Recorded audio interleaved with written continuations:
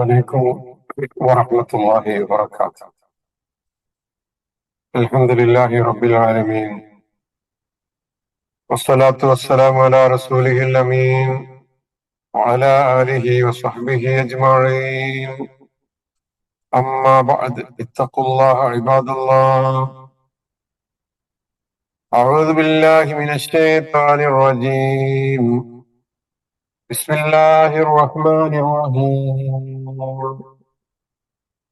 إنا قد أوحي إلينا أن العذاب على من كذب وتولى قال فمن ربكما يا موسى قال ربنا الذي أعطى كل شيء خلقه ثم هدى. ഏറെ ആദരണീയരായ സത്യവിശ്വാസികളെ, വിശ്വാസിനികളെ, സഹോദരി സഹോദരങ്ങളെ, പടച്ചറപ്പിന്റെ കാരുണ്യവും റഹ്മത്തും ബർക്കത്തും നമ്മുടെ ജീവിതത്തിൽ എല്ലാ സന്ദർഭങ്ങളിലും ഉണ്ടാകുമാറാകട്ടെ എന്ന് ആദ്യമായി പ്രാർത്ഥിക്കുകയാണ്. പരിശുദ്ധ ഖുർആനിലെ 20-ാം അധ്യായം സൂറത്ത് ത്വാഹയിലെ 18-ാമത് ക്ലാസ്സിൽ 48-ാമത്തെ ആയത്താണ് ഇന്ന് നമ്മൾ പഠിച്ചു തുടങ്ങുന്നത്.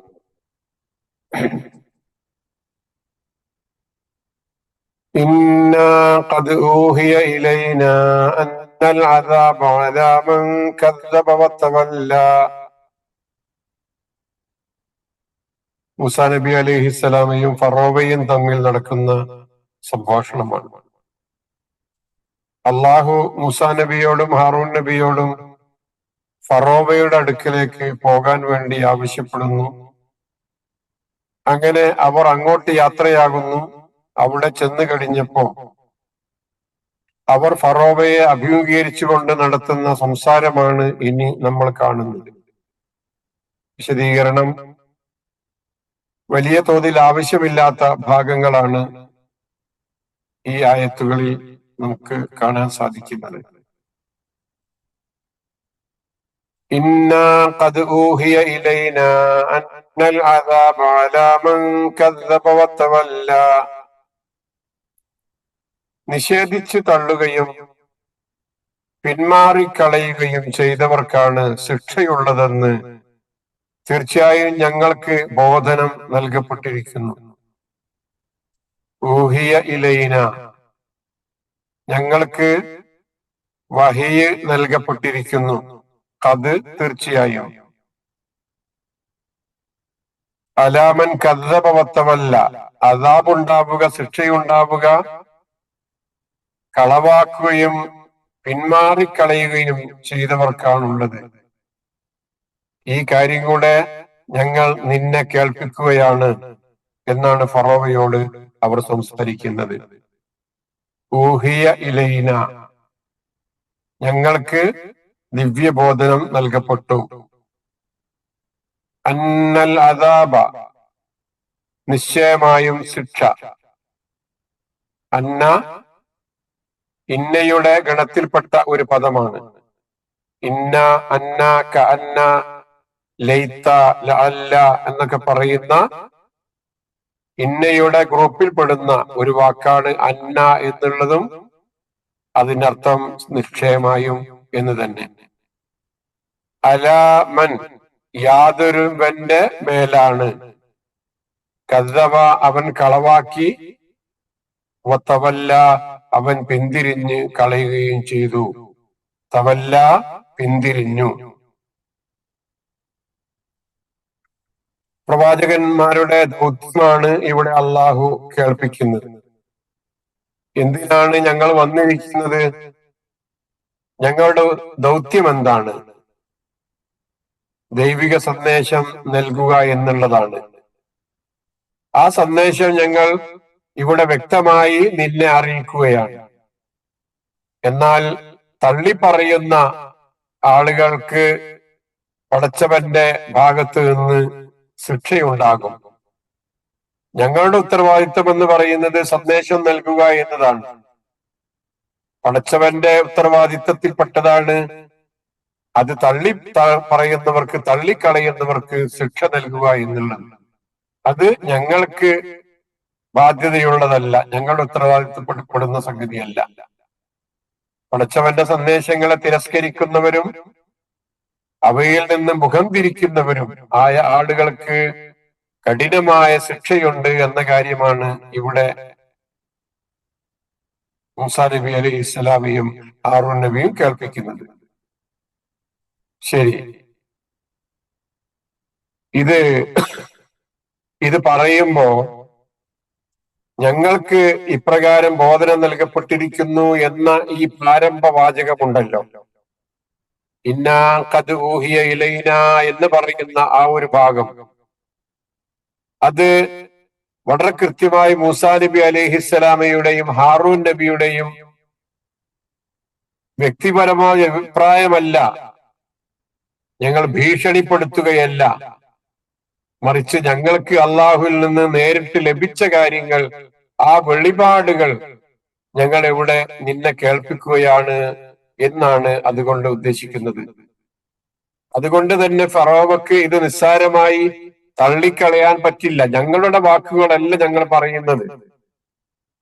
നീ നേരത്തെ കണ്ട മൂസയല്ല ഈ മൂസ, നീ നേരത്തെ കണ്ട ആളുകളല്ല, സംസാരമല്ല ഇവിടെ ഞങ്ങൾ നടത്തുന്നത്. മറിച്ച് ഈ പ്രപഞ്ച രക്ഷിതാവായ അള്ളാഹുവിൽ നിന്നുള്ള വഹിയിന്റെ അടിസ്ഥാനത്തിലാണ്, അവൻ പറഞ്ഞത് പ്രകാരമാണ് നിന്നോട് ഞങ്ങൾ സംസാരിക്കുന്നത് എന്ന് പറയുമ്പോ ഇതൊരു ഭാരിച്ച സംഗതിയാണ്. വളരെ നിസ്സാരമായി തള്ളിക്കളയാൻ സാധിക്കുന്ന ഒരു സംഗതിയല്ല എന്ന് ഇന്നാ ഖദ് ഊഹിയ ഇലൈന എന്നുള്ള ആ വാചകത്തിൽ നിന്ന് നമുക്ക് വേർതിരിച്ച് മനസ്സിലാക്കാൻ സാധിക്കുന്നതാണ്.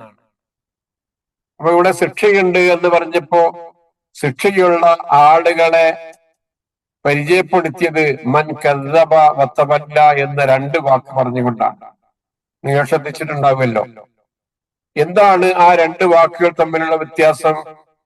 എന്തിനാണ് അത് രണ്ടും പറഞ്ഞിരിക്കുന്നത്? കദ്ദബ എന്ന സത്യത്തെ നിഷേധിക്കുക എന്നാണ് അതിന്റെ അർത്ഥം. തവല്ല എന്ന് പറഞ്ഞാലോ സത്യത്തിൽ നിന്ന് പിന്തിരിഞ്ഞ് അനുസരണക്കേട് കാണിക്കുക എന്നാണ് അതുകൊണ്ട് അർത്ഥമാക്കുന്നത്.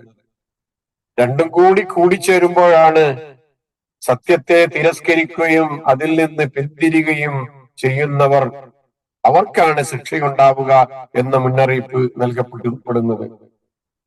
ഒരു ഗുണം മാത്രമല്ല, രണ്ട് സ്വഭാവം കൂടെ ഉണ്ടെങ്കിൽ.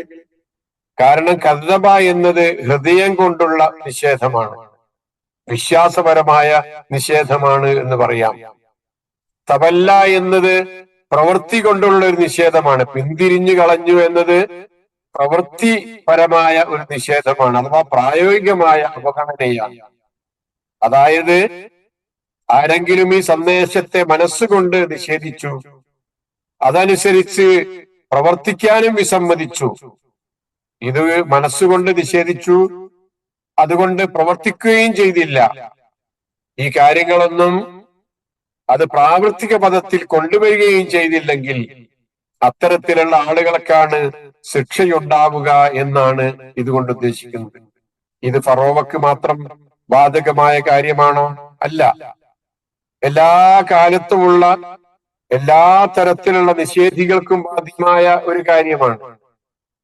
അപ്പൊ ശിക്ഷക്ക്, അള്ളാഹുവിന്റെ ശിക്ഷ ലഭിക്കാനുള്ള കാരണം എന്ന് പറയുന്നത് സത്യനിഷേധം മാത്രമല്ല, അത് അംഗീകരിക്കാതെ പിന്തിരിഞ്ഞു കളയുകയും ചെയ്യുക എന്ന ഈ രണ്ട് കാര്യം കൂടെ ഒരുമിച്ച് സംഭവിക്കുമ്പോഴാണ് അങ്ങനെ ഒന്നുണ്ടാവുന്നത് എന്ന്. കാരണം കേവലം അറിവില്ലായ്മ കൊണ്ടുള്ള നിഷേധം ഉണ്ടാകും. ചിലപ്പോൾ ഒരു കാര്യം അറിയാത്തത് കൊണ്ട് നിഷേധിക്കുന്നുണ്ടാകും. ഇതങ്ങനെയല്ല, അറിഞ്ഞുകൊണ്ട് തന്നെ നിഷേധിക്കുകയും ധിക്കാരപൂർവം പിന്തിരിഞ്ഞു കളയുകയും ചെയ്യുന്ന ഒരവസ്ഥയാണ് ഇത്തരത്തിലുള്ള ഒരു നിഷേധത്തിന് ഉണ്ടാവുന്നത്. അതുകൊണ്ടാണ് അത്തരത്തിലുള്ള ആളുകൾക്കാണ് ശിക്ഷ എന്ന് അള്ളാഹു പറയുന്നത്. അതിനിടയ്ക്ക് ചെറിയൊരു വീഡിയോ കണ്ടു നോക്കൂ. ഒരു ക്ലാസ് അധ്യാപകൻ തന്റെ കുട്ടിയെ ശിക്ഷിക്കുകയാണ്, നേരം വൈകി വരുന്നതിന് ശിക്ഷിക്കുകയാണ്. പക്ഷെ അതിന്റെ യഥാർത്ഥ കാരണം അദ്ദേഹം തിരിച്ചറിയുമ്പോ അദ്ദേഹത്തിന് വകതിരിവുണ്ടാവുകയാണ്, അദ്ദേഹത്തിന് ഒരു മനസ്താപം ഉണ്ടാവുകയാണ്. കാരണം ഞാൻ കാര്യങ്ങൾ അറിയാതെയായിരുന്നല്ലോ ശിക്ഷിച്ചിരുന്നത് എന്ന് അദ്ദേഹത്തിന് തോന്നുകയാണ്. ഇത്തരത്തിലുള്ള ശിക്ഷ നടപ്പാക്കുന്ന ആളാണോ അള്ളാഹു? ഒരിക്കലും അങ്ങനെയല്ല. പടച്ചവനെ സംബന്ധിച്ചിടത്തോളം ഒരാളുടെ നിഷേധവും ആ നിഷേധത്തിന് കാരണമാകുന്ന സംഗതികളും പ്രവൃത്തിപഥത്തിൽ അതിനെ പൂർണ്ണമായി അവഗണിച്ചുകൊണ്ട് ഉള്ള രൂപവുമൊക്കെ അള്ളാഹു കൃത്യമായി കണ്ടറിയുന്നുണ്ട്. അതിനനുസരിച്ചാണ് അള്ളാഹു ശിക്ഷ നിശ്ചയിക്കുന്നത്. അല്ലാതെ കേവലം അറിവില്ലായ്മ കൊണ്ട് പല സംഗതികളും നിഷേധിക്കാറുണ്ട്. അത്തരം നിഷേധത്തിന്റെ പേരിലല്ല അള്ളാഹു ശിക്ഷ നടപ്പാക്കുന്നത് എന്ന് നമ്മൾ തിരിച്ചറിയാം. വെറുതെ ഈ വീഡിയോ ഒന്ന് നിങ്ങൾക്ക് കാണാവുന്നതാണ്, അറിയിച്ചിട്ടുണ്ടാകും.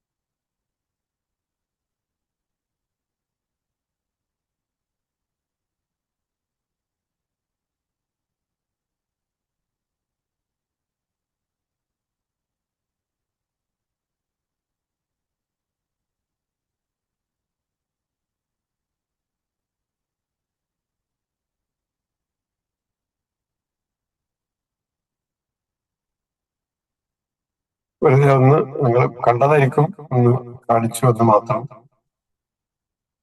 പല ആളുകളും ഇവിടെ ശിക്ഷിക്കപ്പെടുന്നത് യഥാർത്ഥത്തിലുള്ള കാരണങ്ങൾ കൊണ്ടല്ല, കാരണങ്ങൾ അറിയാത്തത് കൊണ്ടാണ് പലപ്പോഴും ഇവിടെ ഈ ഭൗതിക ജീവിതത്തിൽ ശിക്ഷ നടപ്പാക്കപ്പെടുന്നത്. എന്നാൽ അള്ളാഹു അങ്ങനെയല്ല. അള്ളാഹുവിന്റെ ശിക്ഷ എന്ന് പറയുന്നത് അതും കാരുണ്യത്തിന്റെ ഒരു മാർഗമാണ്, ഒരു നീതിയുടെ തത്വമാണ് പടച്ചോ നടപ്പാക്കുന്ന ശിക്ഷ എന്ന് പറയുന്നത്. കാരണം തൊട്ടുമുമ്പത്തെ ആയത്തിൽ സന്മാർഗം പിന്തുടർന്നവർക്കായിരിക്കും സമാധാനം എന്ന് പറഞ്ഞില്ലേ? അസ്സലാം അലാ മനിത്തബാൽ ഹുദ എന്ന് പറഞ്ഞില്ലേ? സന്മാർഗം പിന്തുടർന്നവർക്കാണ് സമാധാനം എന്ന് പറഞ്ഞതിന്റെ മറുവശമാണ്, മറ്റൊരു വശമാണ് ഇവിടെ പറഞ്ഞിരിക്കുന്നത്. അതെന്താണ്? മാർഗദർശനം സ്വീകരിക്കുന്ന ആളുകൾക്ക് സമാധാനവും രക്ഷയും അല്ലാഹു വാഗ്ദാനം ചെയ്യുമ്പോൾ ആ മാർഗദർശനം നിഷേധിക്കുകയും ധിക്കാരം കാണിക്കുകയും ചെയ്യുന്നവർക്ക്, അല്ല മനിത്തബാൽ ഹുദ, ആ ഹുദ പിന്തുടർന്നവർക്ക് സമാധാനമുണ്ട്. എന്നാൽ അതിനെ നിഷേധിക്കുകയും ധിക്കാരപൂർവം പുറംതിരിഞ്ഞു നിൽക്കുകയും ചെയ്യുന്നവർക്കാണ് അള്ളാഹുവിന്റെ ശിക്ഷയാണ്. അതൊരു നീതിയുടെ ഭാഗമാണ് പറയുന്നത്. അതാണ് നീതി. സമാധാനമുണ്ടാകും ഇത് സ്വീകരിച്ചാൽ. സ്വീകരിക്കാതിരിക്കുകയും നിഷേധിക്കുകയും തള്ളിക്കളയുകയും ചെയ്തെങ്കിൽ സ്വാഭാവികമായിട്ടും അവർക്കുണ്ടാകുന്ന ഒരു സംഗതിയാണ് ശിക്ഷ എന്ന്. ഇതൊരു ഭീഷണിപ്പെടുത്തലല്ല, ഇതൊരു മുന്നറിയിപ്പായിട്ടാണ് മൂസാ നബി അലൈഹി ഇസ്ലാം ഈ കാര്യം അവതരിപ്പിക്കുന്നത്. ഫിറൗനിനോടുള്ള ഈ വാക്കുകൾ കേവലം ഭീഷണിപ്പെടുത്തൽ അല്ല, മറിച്ച് വരാനിരിക്കുന്ന അപകടത്തെക്കുറിച്ചുള്ള വ്യക്തമായ ഒരു മുന്നറിയിപ്പാണ്. നിങ്ങളുടെ ജീവിതത്തിൽ വരാൻ പോകുന്ന ഒരു അപകടം, അതിനെ മുൻകൂട്ടി ബോധ്യപ്പെടുത്തുകയാണ് ചെയ്യുന്നത് എന്നാണ് മൂസാ നബി അലൈഹി സ്വലാം പറയുന്നത്. അതെന്തിനാണ് പറയുന്നത്? ഒരു അവസരം കൊടുക്കുകയാണ്. വേണമെങ്കിൽ മാനസാന്തരപ്പെടാം, എന്നിട്ട് സത്യം സ്വീകരിക്കാം. അതിനുള്ള ഇനിയും അവസരങ്ങളുണ്ട്, നഷ്ടപ്പെട്ടിട്ടില്ല, കഴിഞ്ഞു പോയിട്ടില്ല എന്നുള്ള ഒരു ബോധ്യപ്പെടുത്തലാണ് ഇവിടെ ഈ താക്കീത് കൊണ്ട് ഉദ്ദേശിക്കുന്നത്. കേവലം ഒരു താക്കീത് മാത്രമല്ല, അത് ഒരു മുന്നറിയിപ്പ്, അവർക്ക് ജീവിതത്തിൽ വരാനിരിക്കുന്ന ആ ഒരു അപകടകരമായ അവസ്ഥയിൽ നിന്ന് മാറി ചിന്തിക്കാനുള്ള ഒരു മുന്നറിയിപ്പായിട്ടാണ് ഇതിനെ കാണേണ്ടത് എന്നാണ്. ഈ താക്കീത് നേരത്തെ നമ്മൾ പറഞ്ഞതുപോലെ ഫറോവക്ക് മാത്രം ബാധകമായ ഒന്നല്ല. എല്ലാ കാലത്തും എല്ലാ സമൂഹത്തിലും അള്ളാഹുവിന്റെ സന്ദേശത്തെ നിഷേധിക്കുകയും അതിൽ നിന്ന് പിന്തിരിയുകയും ചെയ്യുന്നവർക്കുള്ള പൊതുവായ ഒരു മുന്നറിയിപ്പായി ഇതിനെ കാണാവുന്നതാണ്. ഏതാളുകൾക്കും മാറി ചിന്തിക്കാനുള്ള അവസരങ്ങൾ അവരുടെ ജീവിതത്തിൽ നൽകപ്പെടുന്നുണ്ട്, അതിനുള്ള ഉത്ബോധനങ്ങൾ അവർക്ക് നൽകപ്പെടുന്നുണ്ട് എന്ന് കണ്ടെത്താൻ സാധിക്കും. ഇതേ ആശയം സൂറത്തുൽ ലൈലിൽ അള്ളാഹു പറഞ്ഞിട്ടുണ്ടല്ലോ,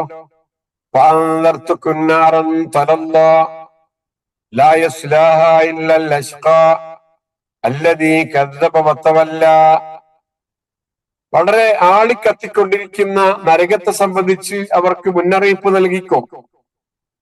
ഏറ്റവും വലിയ ദൗർഭാഗ്യവാനല്ലാതെ മറ്റാരും തന്നെ ആ നരകത്തിൽ പ്രവേശിക്കുകയില്ല. അതായത് അല്ലദീ കദ്ദബവത്തവല്ല, നിഷേധിച്ചു കളയുകയും പിന്തിരിഞ്ഞു കളയുകയും ചെയ്തവൻ മാത്രമാണ് ആ ഏറ്റവും ദൗർഭാഗ്യവാനായ വ്യക്തി. അത്തരത്തിലുള്ള ഏറ്റവും ദൗർഭാഗ്യവാന്മാരായ ആളുകളല്ലാതെ ആ നരകത്തിൽ പ്രവേശിക്കുകയില്ല എന്ന് അള്ളാഹു പറയുമ്പോ മറ്റുള്ള ആളുകളെ സംബന്ധിച്ചിടത്തോളം സമാധാനപ്പെടാനുള്ള ഒരവസരം കൂടിയായിട്ട് ഇതിനെ കാണാവുന്നതാണ്. ഇപ്പൊ നമ്മൾ ഇതുവരെ ഈ കഴിഞ്ഞ 2-3 ആയത്തുകളെ നമ്മൾ മൊത്തത്തിലൊന്ന് എടുത്ത് പരിശോധിച്ചാൽ, പ്രവാചകന്മാർ വന്ന് ഫറോവയുടെ അടുക്കൽ ചെയ്യുന്ന കാര്യങ്ങൾ എന്താണ്, ആ ഒരു ക്രമം നമുക്കൊന്ന് പരിശോധിച്ചു നോക്കാം. ആദ്യം അവർ തങ്ങൾ ആരാണെന്ന് പരിചയപ്പെടുത്തി, ഞങ്ങൾ നിന്റെ രക്ഷിതാവിന്റെ ദൂതന്മാരാണ് എന്ന് പറഞ്ഞു. പിന്നെ അവരുടെ ആവശ്യം ഉന്നയിച്ചു, ഇസ്രായേലിയരെ ഞങ്ങളുടെ കൂടെ നീ അയക്കണം, അവരെ മർദ്ദിക്കരുത് എന്ന് പറഞ്ഞുകൊണ്ട്. പിന്നെ തങ്ങളുടെ സത്യതയ്ക്ക് തെളിവ് സൂചിപ്പിച്ചുകൊണ്ട് ഞങ്ങൾ ദൃഷ്ടാന്തമായിട്ടാണ് ഇവിടെ വന്നിരിക്കുന്നത് എന്ന് പറഞ്ഞ് ആ ദൃഷ്ടാന്തം അവിടെ കാണിച്ചു കൊടുക്കുന്നു. പിന്നീട് അനുസരിക്കുന്ന ആളുകൾക്കുള്ള പ്രതിഫലത്തെ സംബന്ധിച്ച് പറഞ്ഞു, സന്മാർഗം പിന്തുടർന്നവർക്ക് സമാധാനമുണ്ടാകും എന്ന് സൂചിപ്പിച്ചുകൊണ്ട്. അതിനുശേഷം ഏറ്റവും അവസാനമായിട്ടാണ് അനുസരിക്കാത്ത ആളുകൾക്കുള്ള ശിക്ഷയെ സംബന്ധിച്ച് സൂചിപ്പിക്കുന്നത്. ഇത് ഈ ഒരു രൂപം എന്ന് പറയുന്നതാണ് പ്രബോധനത്തിന്റെ ശരിയായ കൃത്യമായ രൂപമെന്ന് നമ്മൾ തിരിച്ചറിയാം. നമ്മൾ കഴിഞ്ഞ തവണ പറഞ്ഞതാണ്. ശിക്ഷയുടെ കാര്യം ഇവിടെ ഏറ്റവും ഒടുവിലാണ് പറഞ്ഞത്. ആദ്യം കാരുണ്യത്തിന്റെയും സമാധാനത്തിന്റെയും വാതിൽ തുറന്നു കാണിച്ചു കൊടുത്തുകൊണ്ട് അത് സ്വീകരിക്കാത്തവർക്കുള്ള അനിവാര്യമായ പര്യവസാനം എന്നുള്ള നിലക്ക് മാത്രമാണ് ശിക്ഷയെ സംബന്ധിച്ച് അവിടെ സൂചിപ്പിക്കുന്നത് എന്നർത്ഥം. അവിടെ പ്രബോധകരായിട്ടുള്ള ആളുകൾ എങ്ങനെയാണ് അവരുടെ പ്രബോധനം നിർവഹിക്കേണ്ടത് എന്നതിനുള്ള ഒരു കൃത്യമായ രൂപവും ശൈലിയും ഒരു ക്രമവും ഒക്കെ ഈ കഴിഞ്ഞു പോയ ആയത്തുകളിൽ നമുക്ക് കണ്ടെത്താൻ സാധിക്കുന്നതാണ്. ശരി, അങ്ങനെ പറഞ്ഞപ്പോ ഫറോവ മൂസാ നബിയോട് ചോദിക്കാണ്, ഖാല ഫമർ റബ്ബുകുമാ യാ മൂസ. അവൻ അഥവാ ഫിർഔൻ ചോദിച്ചു, ഹേ മൂസ, അപ്പോൾ ആരാണ് നിങ്ങൾ രണ്ടുപേരുടെയും രക്ഷിതാവ്? ഇവിടെ ഈ രാജ്യത്ത് അറിയപ്പെടുന്ന റബ്ബ് എന്നത് ഞാൻ മാത്രമാണ്, ഫറോവയാണ്. ആളുകളൊക്കെ ഫറോവയാണ് റബ്ബ് എന്ന് വിശ്വസിക്കൽ നിർബന്ധവുമാണ്. എന്നെ കവച്ചു വെക്കുന്ന മറ്റൊരു റബ്ബുണ്ടോ? നിങ്ങൾ രണ്ടുപേരുടെയും റബ്ബ് ആരാണ് എന്നാണ് ഫറോവ മൂസാ നബിയെ പേരെടുത്ത് വിളിച്ചുകൊണ്ട് ചോദിക്കുന്നത്. ഫമർ റബ്ബുക്കുമ, നിങ്ങൾ രണ്ടുപേരുടെയും റബ്ബ് ആരാണ് യാ മൂസ എന്ന് ചോദിക്കുന്നു. അപ്പൊ അദ്ദേഹം അതിന് മറുപടി കൊടുക്കുന്നു, ഖാല റബ്ബുനല്ലദീ അഅതാ കുല്ല ശൈഇൻ ഖൽഖഹു സുമ്മ ഹദാ. അദ്ദേഹം പറഞ്ഞു, ഓരോ വസ്തുവിനും അതിന്റെ പ്രകൃതം നൽകുകയും, ഖൽഖഹു പ്രകൃതം സൃഷ്ടിപ്പ്, എന്നിട്ട് അതിന് വഴി കാണിക്കുകയും, ഹദാ വഴി കാണിച്ചു, ഹദാ അതിന് വഴി കാണിക്കുകയും ചെയ്തവൻ ആരോ അവനത്രേ ഞങ്ങളുടെ രക്ഷിതാവ്. റബ്ബുന ഞങ്ങളുടെ രക്ഷിതാവ്, അല്ലദീ അഅത നൽകിയവനാണ്, നൽകിയവനാണ് കുല്ല ഷൈഇൻ എല്ലാറ്റിനും ഖൽഖഹു അതിന്റെ പ്രകൃതം, അതിന്റെ സൃഷ്ടിപ്പ്. സുമ്മ ഹദാ എന്നിട്ട് അവക്ക് വഴി കാണിക്കുകയും ചെയ്തിട്ടുണ്ട്.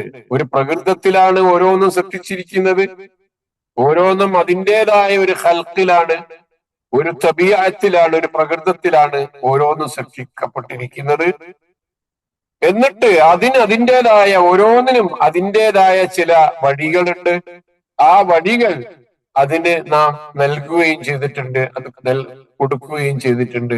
അങ്ങനെ ഉള്ള ഒരു സൃഷ്ടിപ്പ് നടത്തിയ ആളാണ് ഞങ്ങളുടെ രക്ഷിതാവ് എന്ന് മൂസാ നബി അലൈഹി സ്വലാം പരിചയപ്പെടുത്തുന്നു.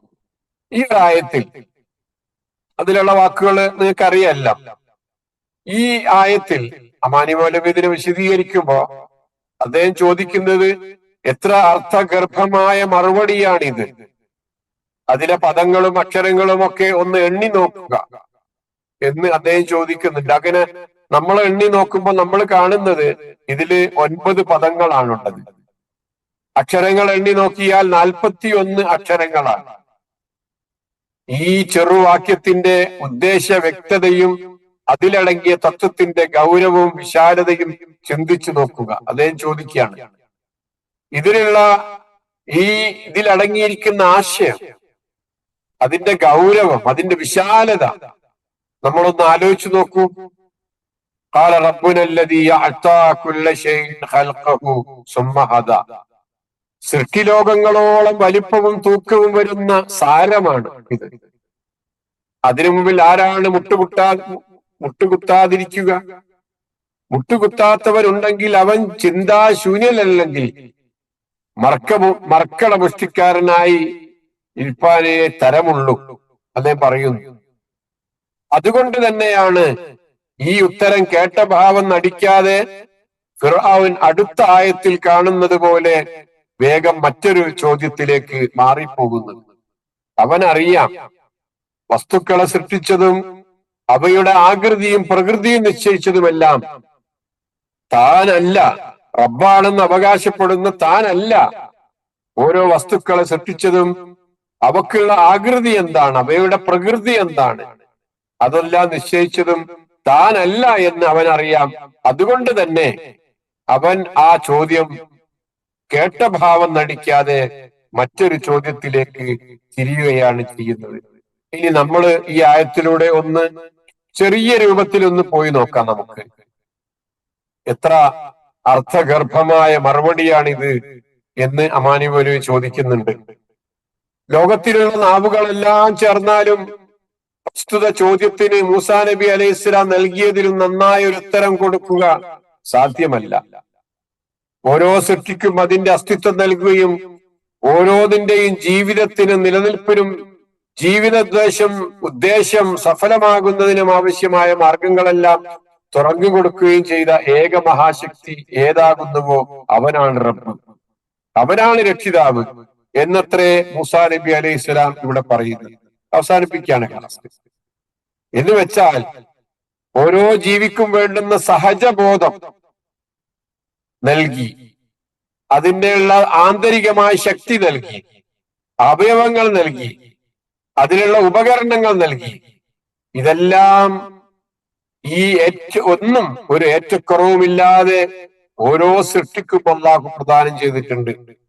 ഓരോന്നിന്റെയും അവയവങ്ങൾ കൊണ്ടുള്ള ആവശ്യങ്ങൾ, ശരീരത്തിൽ അവ ഘടിപ്പിക്കപ്പെട്ടിരിക്കുന്ന രീതി, ഓരോന്നും മറ്റേതുമായുള്ള ബന്ധം, ആദിയായ കാര്യങ്ങൾ ഓരോന്നും നമ്മൾ ചിന്തിച്ചു നോക്കുമ്പോൾ നാം ആശ്ചര്യപ്പെടാതിരിക്കില്ല എന്നാണ്. നമ്മുടെ മൂക്ക് മേൽപോട്ടായിരുന്നുവെങ്കിൽ, നമ്മുടെ കണ്ണുകൾ മുന്നിലും പിന്നിലുമായിരുന്നുവെങ്കിൽ, നമ്മുടെ വിരലുകൾ സമവലിപ്പത്തിലായിരുന്നുവെങ്കിൽ, അങ്ങനെ ഓരോന്നിനെ കുറിച്ചും നമ്മളൊന്ന് ആലോചിച്ചു നോക്കുക. ഓരോന്നും സർവശക്തനായ ഏക ഇലാഹിന്റെ ദൃഷ്ടാന്തങ്ങളായി നമുക്കവിടെ കാണുവാൻ സാധിക്കുന്നതാണ്.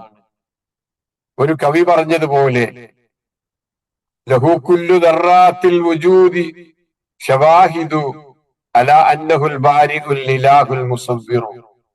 രൂപകൽപ്പന ചെയ്ത് സൃഷ്ടിച്ച ദൈവം അവൻ തന്നെയാണ്, അല്ലാഹു തന്നെയാണ് എന്നുള്ളതിന് ലോകത്തുള്ള ഓരോ അണുവും സാക്ഷികളാണ്. ഇതൊന്നും ആലോചിക്കാനുള്ള ബുദ്ധിയും ചിന്തയും ഫറോവക്ക് ഉണ്ടായിരുന്നില്ല. അല്ലെങ്കിൽ അവന്റെ അഹങ്കാരവും അധികാര പണത്തതയും കാരണം അവനത് വകവെച്ചില്ല. അതുമല്ലാത്ത പക്ഷം ജനങ്ങൾ മൂസാ നബി അലൈഹി ഇസ്ലാമിയുടെ മറുപടിയിൽ ആകൃഷ്ടരായി പോകുമെന്ന് കരുതി അവൻ ഇതിൽ അവിശ്വസിച്ചു. ഏതായാലും മറുപടിയുടെ വിശദീകരണം അവൻ ആവശ്യപ്പെട്ടില്ല. റബ്ബുനല്ലദീ അഅതാ കുല്ല ശൈഇൻ ഖൽഖഹു സുമ്മ ഹദാ എന്ന് പറഞ്ഞതിന്റെ മറുപടി അവൻ ചോദിച്ചില്ല. അവൻ മറ്റൊരു ചോദ്യത്തിലേക്ക് കുതറിപ്പോവുകയാണ് ചെയ്തത്. പക്ഷെ ഇത് നമുക്ക് വിശദമായി പഠിക്കേണ്ട ഒരു ഭാഗമാണ്. ഇൻഷാ അല്ലാഹ് നമ്മുടെ സമയം ഇവിടെ അവസാനിക്കുകയാണ്. ഇന്ന് കുറഞ്ഞ സമയം മാത്രം, കാരണം ഇവിടെ നമുക്ക് ഇവിടെ ബാങ്ക് കൊടുത്തു. അതുകൊണ്ട് ഇനി മുന്നോട്ട് കൊണ്ടുപോകാൻ പ്രയാസാണ്. പക്ഷെ ഇതിന്റെ ഈ ആയത്തുമായി ബന്ധപ്പെട്ട വളരെ വിശദമായ പഠനങ്ങൾ നിങ്ങൾക്ക് ഓരോരുത്തർക്കും തന്നെ നടത്താവുന്നതാണ്. ഓരോ വസ്തുവിന്റെയും സൃഷ്ടിയും അതിന്റെ ആകൃതിയും പ്രകൃതിയും അതിന് പിന്നീട് നൽകുന്ന മാർഗനിർദ്ദേശങ്ങൾ. ഉദാഹരണം, ഒരു തേനീച്ച, അതിന്റെ സൃഷ്ടിപ്പ്, ആ തേനീച്ചക്ക് തേൻ സംഭരിക്കാൻ ആവശ്യമായ അതിന്റെ ജീവിതത്തിലുള്ള എല്ലാ തരത്തിലുള്ള മാർഗനിർദ്ദേശങ്ങൾ. ഇങ്ങനെ ഏതെങ്കിലും ഒരു വസ്തുവിനെ, നിങ്ങളുടെ മുമ്പിൽ കാണുന്ന ഏതെങ്കിലും ഒരു സൃഷ്ടിയെ നിങ്ങൾ മുന്നിൽ എടുത്തു വെച്ചുകൊണ്ട് പഠനം നടത്തി അവയുടെ ഒരു ഈച്ച അല്ലെങ്കിൽ ഒരു കൊതുക്, ചെറിയ എന്തെങ്കിലും ഒരു ജീവി, ആ ജീവജാലത്തെ എടുത്തു വെച്ച് അതിനെ പഠന വിധേയമാക്കി അതിന്റെ ആകൃതി എന്താണ്, പ്രകൃതി എന്താണ് എന്ന് നിങ്ങൾ ചിന്തിച്ച്, നമ്മൾ ഓരോരുത്തരും ചിന്തിച്ച്, എന്നിട്ട് അതിന്റെ ജീവിതമായി ബന്ധപ്പെട്ട് അതിന് നൽകിയിട്ടുള്ള സംഗതികൾ എന്തൊക്കെയാണ്, അതിന്റെ ശരീരത്തിൽ എന്താണ് നൽകിയത്, അതിന്റെ ഉപജീവന മാർഗങ്ങൾക്കായി അള്ളാഹു എന്തൊക്കെ സംവിധാനങ്ങളാണ് ലോകത്ത് ഏർപ്പെടുത്തിയിരിക്കുന്നത്, ഇങ്ങനെ എന്തെങ്കിലും ഒരു വസ്തുവിനെ നിങ്ങൾ ഓരോരുത്തരും പഠന വിധേയമാക്കണം. എന്നിട്ട് അടുത്ത ആഴ്ചയിൽ ഒരുപക്ഷെ നിങ്ങൾക്ക് സാധ്യമാണെങ്കിൽ നമ്മുടെ ഗ്രൂപ്പിലൊക്കെ ആളുകളെ അറിയിക്കുകയും നിങ്ങളുടെ ആ അറിവുകൾ നമ്മുടെ ഗ്രൂപ്പിൽ പങ്കുവെക്കുകയും ചെയ്താൽ മറ്റുള്ള ആളുകൾക്കും ഏറെ ഉപകാരമായിരിക്കും എന്നും കൂടെ സൂചിപ്പിക്കുകയാണ്. ഏതായിരുന്നാലും നമ്മൾ തയ്യാറാക്കിയ ഈ നോട്ട്സിന്റെ ബാക്കി ഭാഗം, ഈ ആയത്തിന്റെ ബാക്കി ഭാഗം ഇൻഷാ അല്ലാഹ് അടുത്ത ക്ലാസ്സിൽ കേൾപ്പിക്കുന്നതാണ്. അള്ളാഹു അനുഗ്രഹിക്കുമാറാകട്ടെ. അള്ളാഹു നമ്മുടെ തെറ്റുകുറ്റങ്ങൾ നമുക്ക് പുറത്തു തരുമാറാകട്ടെ. അള്ളാഹു ഈ ഇരുത്തവും പഠനവും ഒക്കെ സ്വാലിഹായ സംഗതികളായി നമ്മൾ സ്വീകരിക്കുമാറാകട്ടെ. നമ്മുടെ കുടുംബത്തിലും കുട്ടികളിലും ഒക്കെ അള്ളാഹു റഹ്മത്തും ബർക്കത്തും നൽകുമാറാകട്ടെ. രോഗങ്ങൾ കൊണ്ട് പ്രയാസപ്പെടുന്നവർക്ക് അവരുടെ രോഗങ്ങൾ അള്ളാഹു ശിഫയാക്കി കൊടുക്കുമാറാകട്ടെ. അപകടങ്ങളും മറ്റും പറ്റി ജീവിതത്തിൽ അവരുടെ ശാരീരികമായി ഒരുപാട് പ്രയാസങ്ങൾ അനുഭവിക്കുന്ന ആളുകൾക്ക് അവരുടെ എല്ലാ തരത്തിലുള്ള പ്രയാസങ്ങളിൽ നിന്നും അള്ളാഹു രക്ഷ നൽകുമാറാകട്ടെ. പല സഹോദരികളും അവരുടെ കുടുംബത്തിലും അവരുടെ കുട്ടികളിലും ഒക്കെയുള്ള ചില ശാരീരികമായ പ്രയാസങ്ങൾ, ബുദ്ധിമുട്ടുകൾ പലതും അറിയിച്ചിട്ടുണ്ടായിരുന്നു. അള്ളാഹു എല്ലാവരുടെയും പ്രയാസങ്ങളും ബുദ്ധിമുട്ടുകളും അള്ളാഹു നീക്കിക്കൊടുത്ത് എല്ലാവർക്കും ജീവിതത്തിൽ സന്തോഷവും സമാധാനവും ആരോഗ്യവും നൽകി അള്ളാഹു അനുഗ്രഹിക്കുമാറാകട്ടെ. അള്ളാഹു റബ്ബന تقبل منا إنك أنت السميع العليم وتب علينا إنك أنت التواب الرحيم. اللهم ربنا ظلمنا أنفسنا وإن لم تغفر لنا وترحمنا لنكونن من الخاسرين. اللهم يا مقلب القلوب ثبت قلوبنا على دينك. اللهم يا مقلب القلوب ثبت قلوبنا على طاعتك. اللهم ربنا آتنا في الدنيا حسنة وفي الآخرة حسنة وقنا عذاب النار. آمين برحمتك يا أرحم الراحمين. وجزاكم الله خير. السلام عليكم ورحمة الله وبركاته.